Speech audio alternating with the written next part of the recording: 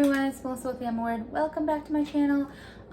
Almost everybody's new here, so if you've come over from my blog or Instagram, thank you for following me here. All my stuff just fell in my camera, I'm sorry. I've been doing my blog for motherhood for quite some, two and a half, 3 years now. And I have recently added in homeschooling because our life has evolved into homeschooling. So, and then I decided to add in YouTube because why not? I thought it would be nice to be able to show you guys a little bit more through talking with you, having a bit more of an open dialogue and having more of a community versus the way it was in my blog. I still do my blog posts, so if you're interested in that, that'll be linked below. I am going to show you guys my schedules, all my schedules. So Timberdoodle has a handbook that is a scheduler that comes with their kits. This is my planner, and this is my created laminated homeschooling schedule. So I am going to turn this off here. So right now I'm in my kitchen with my blue wall sitting on my floor where I occasionally forget to look at the camera instead of over at myself. I'm sorry. And I'm going to move you over to our homeschooling area, which is my dining room table. So it's about 2 feet that way, but I'll have the table and I'll show you guys my schedule and how we do things. I'll be right back. Hey everyone, so I got us moved over to the table here. So this is the first grade Timberdoodle curriculum handbook. It comes with all of the Timberdoodle first grade kits. So we got a non-religious Timberdoodle customized kit.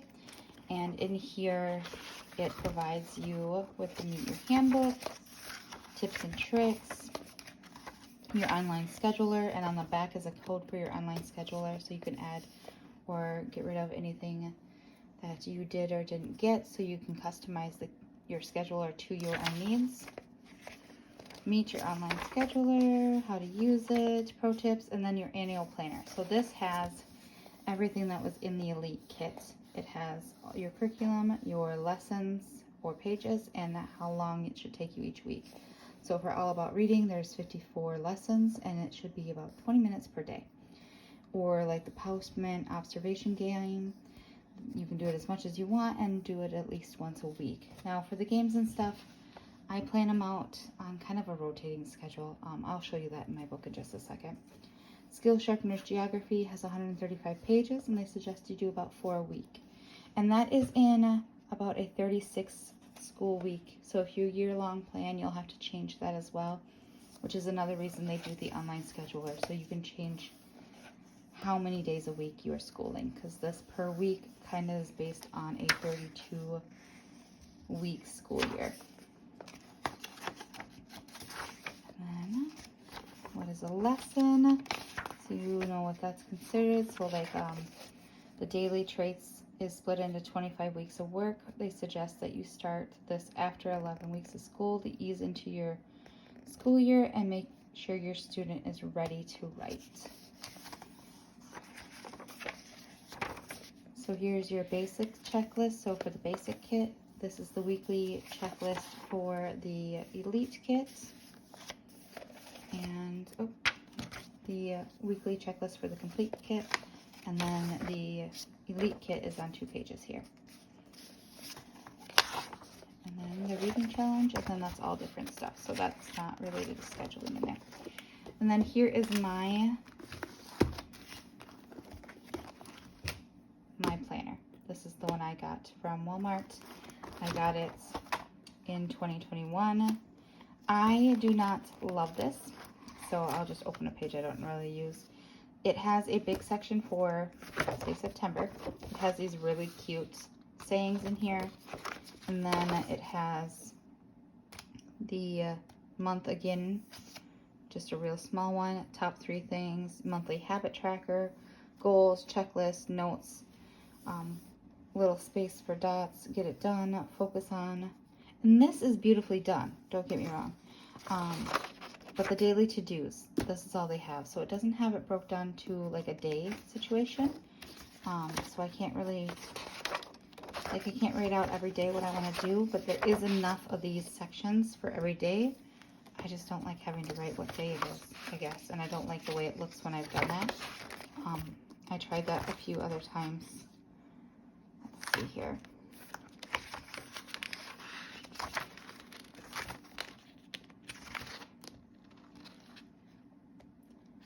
I tried it in the past, and I just didn't really care for the way it looked. Here we go. So like, I tried different ways of doing it. Different ways of keeping track of what we were doing for school. And nothing really stuck. I didn't really like any of it. So I keep just using this right now for myself. When I had the daycare open, I kept track of anything I needed to do. I mainly just use the main page here. So this main spread here is what I use. So this is currently August. And I have marked like my workouts, things I need to do, story times, when I need to do my blogs. I recently started I was doing Tuesdays and Thursday workouts, so when I started doing new workouts, I have just been crossing them off. I still have to put in Thursdays and Sundays down here. But then September, some things were canceled, you know, my work, what I need to do, things like that, book club. So I mostly just use it for myself at this point. Here is my calendar. This is what we're using for scheduling. So this here is just the school calendar. I went ahead and printed out. And then this is a clean copy because I like to have a clean copy because it just looks prettier on the front. I went ahead and laminated to make it a little sturdier. I also made a general schedule-ish. So this is a loose schedule, my basic plan from the beginning of the year. You know, the days we expect to have off are in red, vacation days are in orange, school days are in yellow, library days are still school day, but those are the days that we go to the library. And then a general first week to the 36, so 36 weeks. We do school year round, but I do like to get the biggest chunks of our schoolwork done sooner than the summer, so she has a little bit more time to play and have fun during the summer. And then here's how I lay out our school. So I went ahead and I wrote down everything that we do, and then I chunked it by colors. So most of the language arts like stuff is up here, math stuff is in here, logic, history, geography, science, some art, and reading.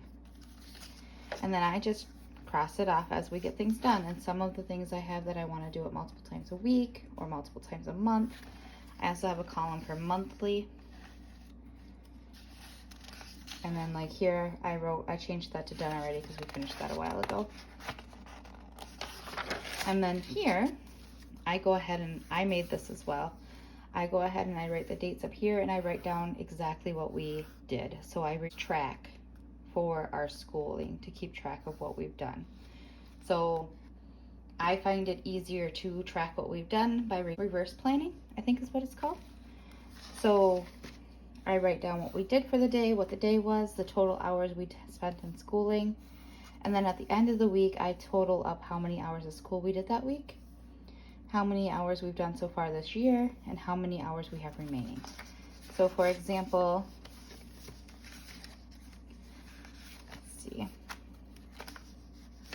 so this is this week so far. So here is Monday. This was Labor Day. And we went ahead and we finished everything except for Imagine Dice and Night Zookeeper for language arts. For math, you see we did everything except for a few sheets out of the Good and the Beautiful Math, which I'm using as we use Math You See as our primary math, and then I add in a few Good and the Beautiful Math here and there, as Good and the Beautiful is Spiral and Math You See is Mastery. I'm gonna zoom in so you guys can see what I'm doing here. And we did our wrap-ups today, and we did not do Moby Kids today. So here you can see where I just cross out what we don't do, and I put an X what we did do. And then creative thinking, so this is all of our logic stuff and what we did today. Oh, we did do mini loop. I don't know why I didn't mark that off. I will do that quick.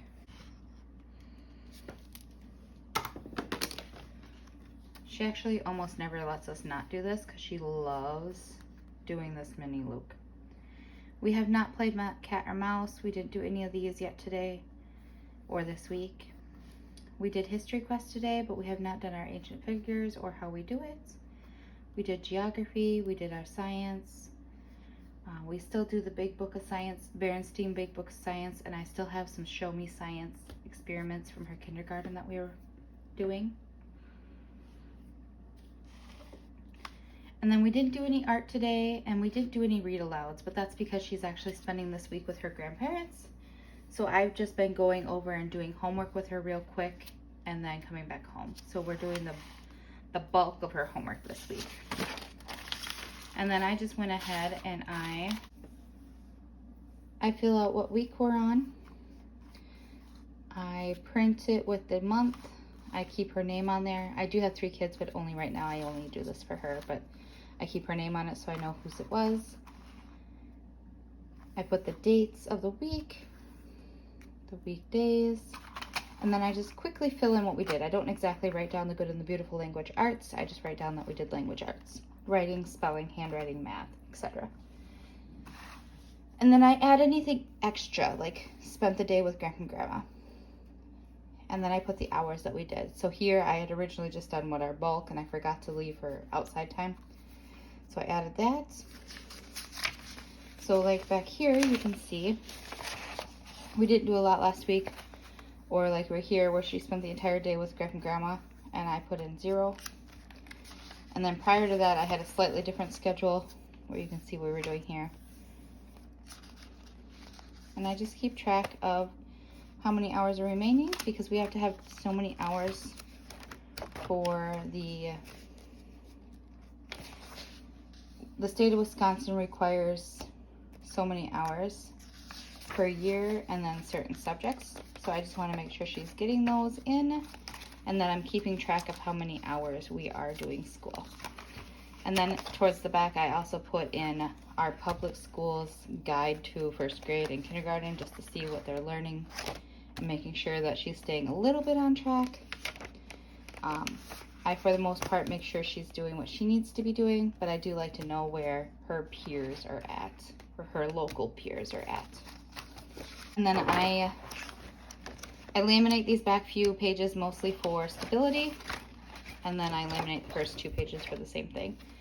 And then our tracking pages are left unlaminated, just so I know. I can easily fill them out. As always, so this is just what we do. It works for us. If it changes, I'll let you guys know. If you have any questions, please let me know. As always, have a wonderful. Thank you so much for watching. If you have any questions about how I schedule or anything like that, please leave them in the comments below. I do have a link for Timberdoodle. I'll leave it down below as well. I don't get paid or anything from them, but they do occasionally provide me with half price or free items as I'm a member of their blog team. If you have any questions about my schedule or my planner, I don't have a link for my planner. I bought it at Walmart. And my homeschool schedule I created myself and then laminated and bound. If you found any of this helpful or informative in any way, please go ahead and like and subscribe. Or if you didn't like it, feel free to dislike so I know what you guys want to see. As always, have a good day. Bye.